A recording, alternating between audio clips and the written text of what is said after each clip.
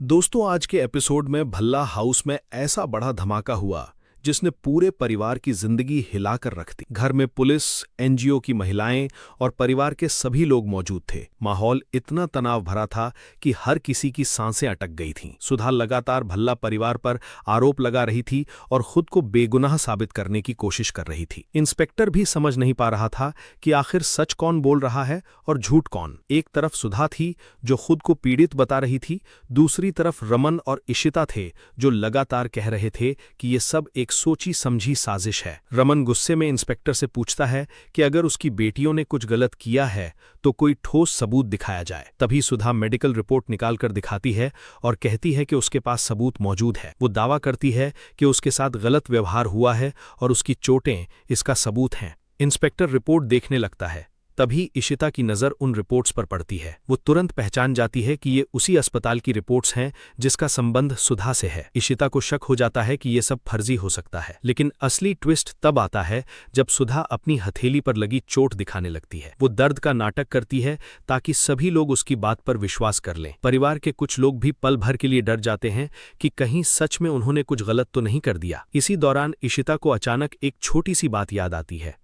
उसे याद आता है कि जब सुधा ने पीहू का हाथ पकड़ा था तब पीहू के हाथ पर मेकअप जैसा कुछ लग गया था। यही बात इशिता के दिमाग में घूमने लगती है। इशिता धीरे धीरे सुधा के करीब जाती है और अचानक उसकी हथेली पकड़ लेती है। सभी लोग हैरान रह जाते हैं। अगले ही पल इशिता सुधा के हाथ पर लगा नकली घाव वाला स्टिकर निकाल देती है। पूरा घर शॉक में आ जाता है। सबके चेहरे पर हैरानी साफ दिखाई देती है। आलिया गुस्से में चिल्लाकर कहती है कि सुधा एक बहुत बड़ी धोखेबाज है। रूही भी भड़क जाती है और कहती है कि सुधा ने सिर्फ भल्ला परिवार को बदनाम करने के लिए ये घिनौना ड्रामा किया। इंस्पेक्टर भी सच्चाई देखकर दंग रह जाता है। वो इशिता से पूछता है कि उसे ये सब कैसे पता चला। तब इशिता पूरी बात समझाती है कि कैसे मेकअप के निशान देखकर उसे शक हुआ और उसने सच्चाई सामने ला दी। एनजीओ की महिलाएं भी शर्मिंदा हो जाती हैं। वे भल्ला परिवार से माफी मांगती हैं क्योंकि बिना पूरी सच्चाई जाने उन्होंने परिवार को गलत समझ लिया था। तभी अचानक रोहन और करण वहां पहुंच जाते हैं। दोनों अपनी मां को बचाने की कोशिश करते हैं। रोहन जोर जोर से कहता है कि भल्ला परिवार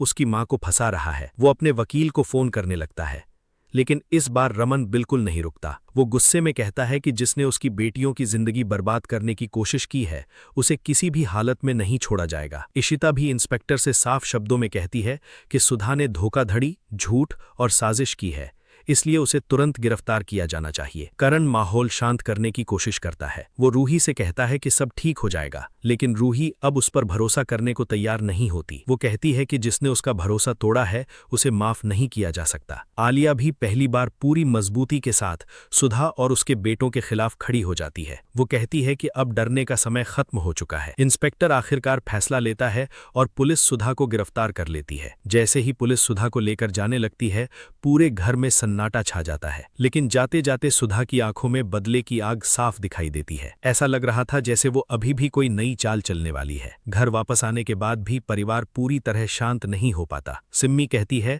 कि सुधा बहुत चालाक और खतरनाक औरत है। उसने चेतावनी दी कि ये लड़ाई अभी खत्म नहीं हुई है। मिहिका भी सिम्मी की बात से सहमत होती है। वो कहती है कि सुधा जैसी औरतें हार मानने वालों में से नहीं होती। लेकिन दूसरी तरफ आलिया और रूही अपने परिवार का हौसला बढ़ाती हैं। वे कहती हैं कि जब पूरा परिवार एक साथ खड़ा है तो कोई भी उनका कुछ नहीं बिगाड़ सकता। इशिता अपनी बेटियों को गले लगा लेती है। उसकी आंखों में दर्द भी था और गर्व भी। उसे पता था कि उसकी बेटियां अंदर से टूट चुकी हैं, लेकिन फिर भी वे मजबूती से खड़ी हैं। थोड़ी देर बाद रमन और मणि खुश होकर घर आते हैं। सभी उनसे खुशी का कारण पूछते हैं। तब रमन बताता है कि कोर्ट बंद होने वाला है, इसलिए सुधा को आज रात जेल में ही रहना पड़ेगा। ये सुनते ही पूरे परिवार के चेहरे पर खुशी लौट आती है। सभी को लगता है कि आखिरकार बुराई को उसकी सजा मिल गई। लेकिन इशिता के मन में अभी भी डर बाकी है। उसे महसूस होता है कि आने वाले दिनों में सुधा और उसके बेटे फिर कोई बड़ा खेल खेल सकते हैं। अब देखना बेहद दिलचस्प होगा कि क्या भल्ला परिवार की जिंदगी में सच में खुशियां लौटेंगी या फिर आने वाला तूफान सब कुछ बदल देगा। अगर आपको ये टीवी सीरियल अपडेट पसंद आया हो